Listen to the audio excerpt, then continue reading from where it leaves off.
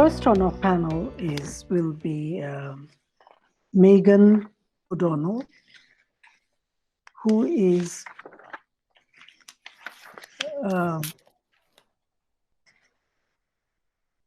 who, as I've said earlier, works with the Center for Global Development. She works on issues related to women's economic empowerment and financial inclusion, gender data and measurement, and development effectiveness. Prior to working at the Center for Global Development, Megan worked at the One Campaign, which is an international advocacy organization that focused on sub-Saharan Africa, where she led the development of One's gender and inclusive growth-focused policy, recommendations to donors and country governments. Before joining One, she coordinated the Center for Global Development's Gender Research Program and has also worked with Inter-American Development Bank, the International Center for Research on Women, CARE USA, Banyan Global, and the Middle East Institute. She has a master's degree in Middle Eastern Studies from the University of Oxford and a bachelor's degree in politics and French from the University of Virginia. Today, Megan will share with us some key findings focusing on impact from a recent research study that she co-authored on pandemics and violence against women and girls. Megan, over to you. Thank you so much, Sheila, Declan, Jaslika, for organizing this interesting and very important conversation and for allowing me to participate and share some of our recent research. As many of you all are likely seeing in the news every day, we are seeing increased reports of gender-based violence, violence against women, girls, other children, rise in light of the COVID-19 pandemic. But of course, it is difficult in real time to get comprehensive data to inform response efforts and make sure that they're going to be evidence-based and as effective as possible. So to try to fill that gap, myself and a number of different co-authors working through the Center for Global Development sought to look backwards, to go historically into past pandemic contexts and also circumstances of humanitarian and other crisis contexts where circumstances may be similar, to try to identify and trace the different pathways through which gender-based violence would increase, right? What are some of the circumstances in those crisis contexts that would lead to incidents of increased violence? We mapped out 9 pathways total. I'm not going to go through all of those during this short presentation, but if of interest, after I highlight a few of them, you can find our working paper and a blog post that summarizes it on CGD's website. For now, I'll just highlight a few that are top of mind and what we see to be maybe the most at risk. The first relates to increased violence due to economic insecurity. So right now, in light of COVID-19 and also in these past crisis, pandemic, and humanitarian contexts I referenced, we see lost livelihoods, we see reductions in income, and we see that circumstance falling disproportionately on already vulnerable or poor populations. We know that from past evidence, this leads not only to completely understandable increased stress, poverty-related stress, and tension within households. There's also compelling evidence to suggest that this leads to poor coping strategies by individuals. And by that, I mean things like increased substance abuse. There was really good research done a few years ago by the Soul City Institute down in South Africa that traced increased use of alcohol with increased incidence in domestic violence. So not entirely surprising to folks who work on these issues, but where I sit here in the United States, they have categorized liquor stores as essential businesses that have stayed open. So sort of sheds light on and is somewhat concerning for those of us who know that there is this correlation, this relationship between increased substance abuse in light of poverty-related stress and then increased violence. The second is, of course, tied to quarantining, social isolation, and social distancing measures that have been imposed in light of COVID-19. So pretty straightforward that when you see families and household members spending more time together, especially again under these stressful circumstances, the likelihood of violence is going to increase. In this context, we drew upon research from other humanitarian settings, so for internally displaced persons, for refugee communities, where there has been quite a lot of research done on increased domestic and intimate partner violence in light of that stress, that containment, that sort of social isolation from other community members, local populations that these folks may have left behind. Of course, in addition to just the increased time spent together under stressful circumstances, quarantining and social isolation is leading to limited access to, as I mentioned, social networks, friends and family who may otherwise serve as sort of that frontline protection, ensuring that violence is handled and is eliminated.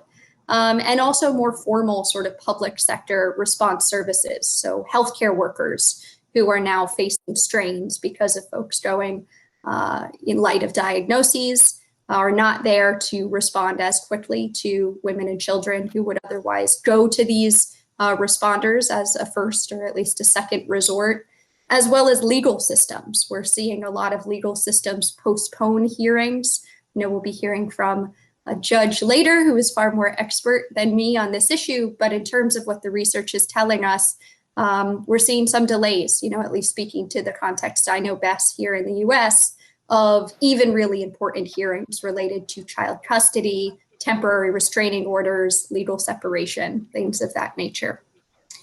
Another pathway we see relates to exploitative relationships and the fact that in times of humanitarian crisis and pandemic specifically, we're likely to see different pathways where transactional, coerced sex increases, especially among young and vulnerable, poor demographics of adolescent girls.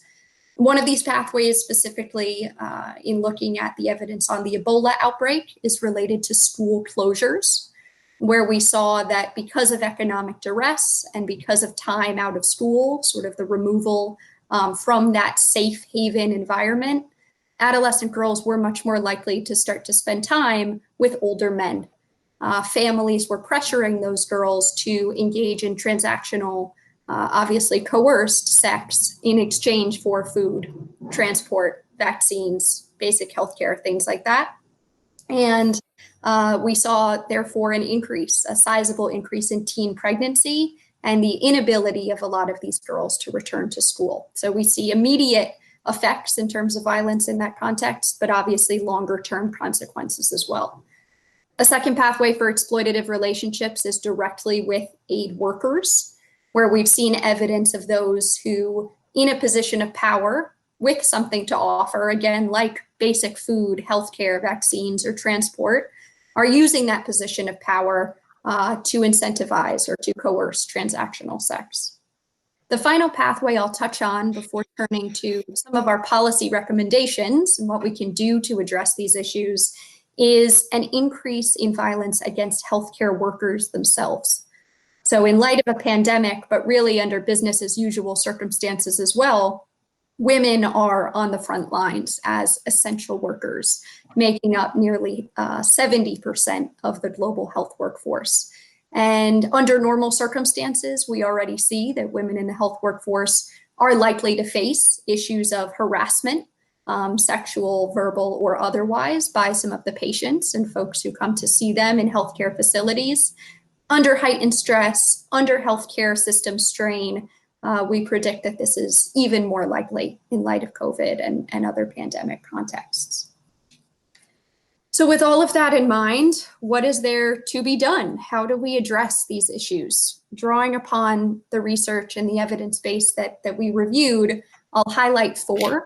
And again, there are other things that can be done that the working paper lays out for you. The first is the need to consider violence, both in rapid response and in long-term preparedness efforts. So the same way right now, we are all mobilizing to make sure that folks have personal protective equipment, ventilators, masks, things of that nature. We know, based on the evidence, that gender-based violence, violence writ large, is likely to increase. This has to be a part of government's subnational, national, and otherwise rapid response efforts as a priority. Just a couple of weeks ago, we saw the UN Secretary General come out in a call to action and a recognition of how important this issue is as a crisis.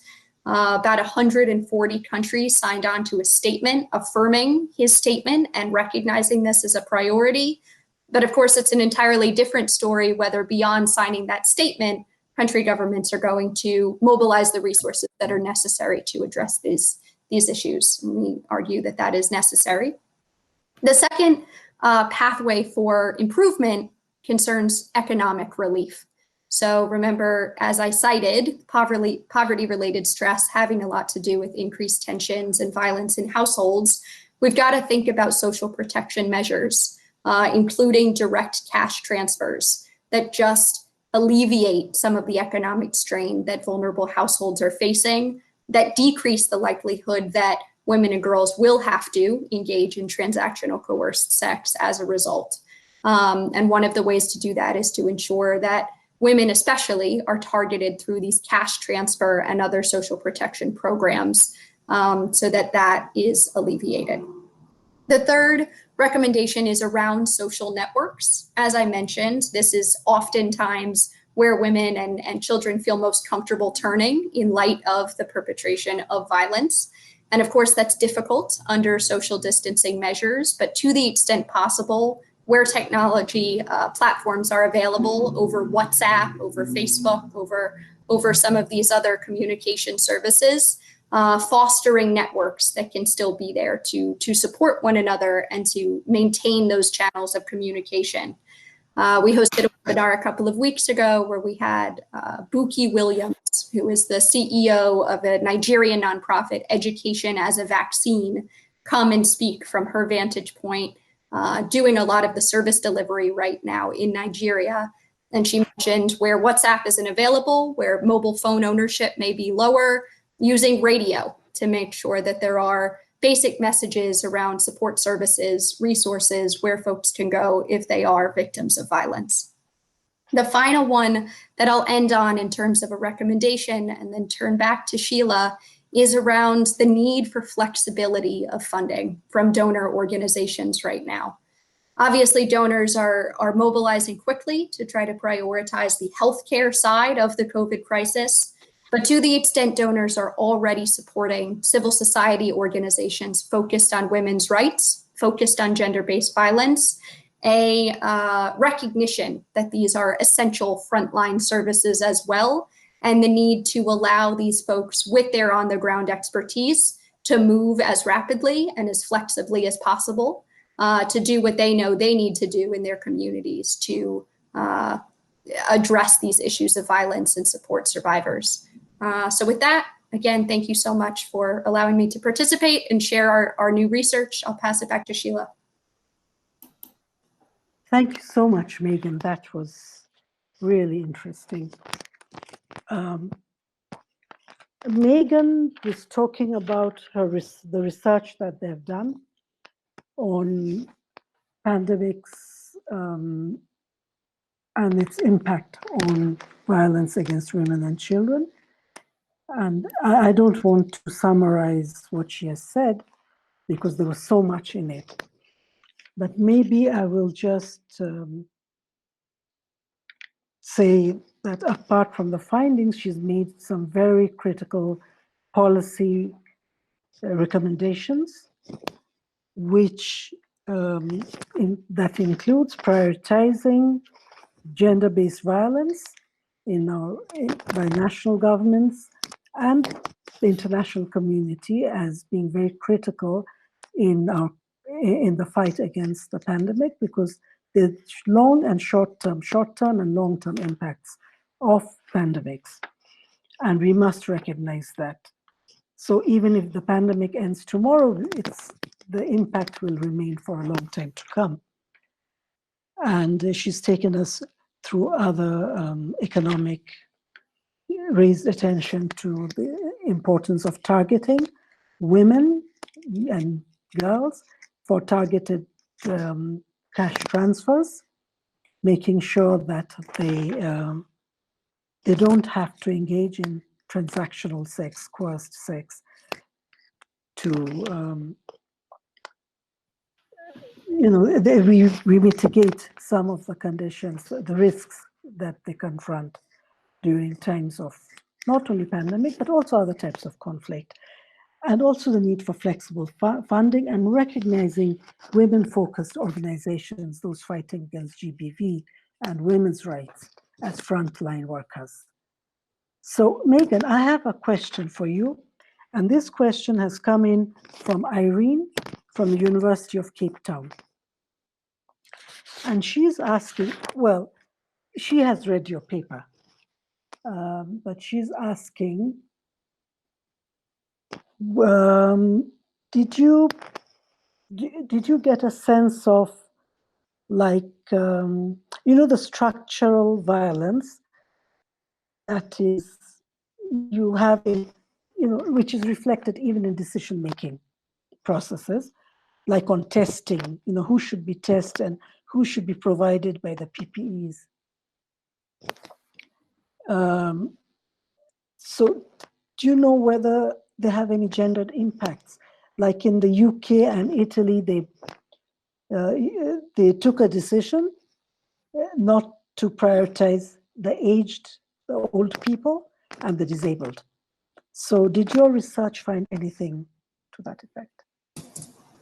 Thank you. And thank you so much, Irene, for that question. It's an excellent one.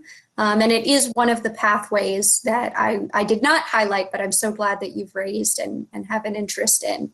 I think that your question reflects, a really critical component of any conversation we have on gender-based violence and on broader gender inequality, which of course is intersectionality, and the fact that we know that women and men are not just these homogenous groups, but of course we need to be looking at other demographic characteristics like age, like migrant status, like race and ethnicity, to understand who are sort of the most at risk and the most vulnerable for some of these issues. Yes, one of the pathways that we traced was virus-specific violence. And of course, there's a lot to unpack there. Your question already alluded to one of the examples of it, where we are prioritizing sort of the importance of the life and safety of some populations over others, that those are choices being made by our healthcare systems that in a more prepared context would not have to be made. That in and of itself is a form of violence and discrimination. There's other things to be unpacked in terms of who is more vulnerable to this disease, its relationship to toxic masculinity as a social driver of the fact that men are right now more likely to die of this disease. Of course, there's some research coming out that conveys that some of that may be biological, and the fact that women's immune systems, sort of genetically speaking, are a little bit stronger just biologically.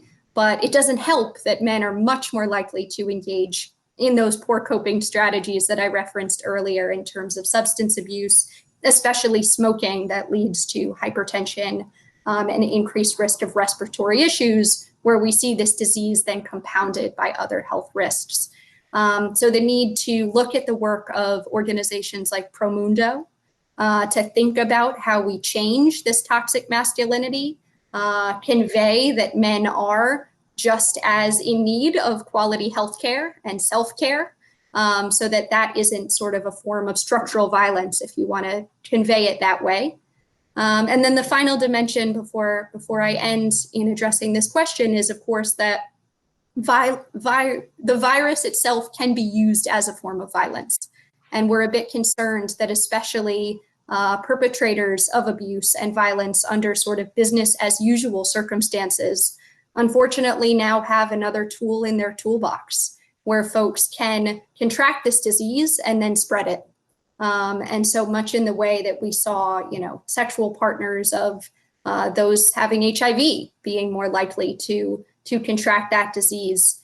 This can be used as sort of a tool of violence itself, and the need to recognize that in our response efforts will be required. Thank you very much for that, Megan. I think that's a very powerful statement that you've made, that this virus can be used as a tool of violence, and we must be aware of that. And whatever we do, raising awareness in our programming, in our response, we must take that into consideration. Because as you've pointed out, this happened with HIV. It happens in war, in conflict. It's used as a weapon of war. So thank you very much for that. We'll come back to you later during Q&A again. That was really a very interesting presentation.